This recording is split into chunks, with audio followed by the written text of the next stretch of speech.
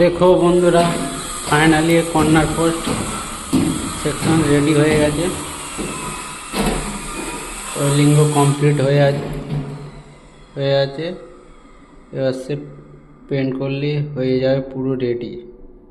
আর 4x3 ply করলে complete. দেখো এটা ঠিক ফিটিং করেছি কিনা।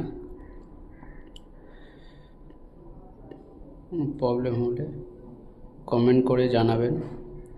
যদি ঠিক না হয় তাহলে নেক্সট বার ঠিক করার চেষ্টা করব। চলো বাইরের পজিশনটা দেখাই, তবেই তোমরা বুঝতে পারবে।